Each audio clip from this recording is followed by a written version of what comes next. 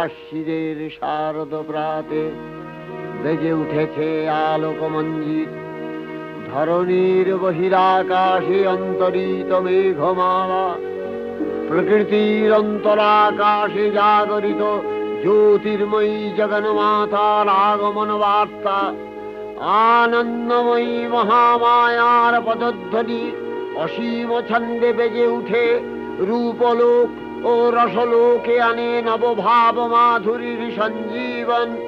তাই আনন্দিতা শ্যামলী মাতৃকার চিন্ময়ীকে মৃন্ময়ীতে আবাহন।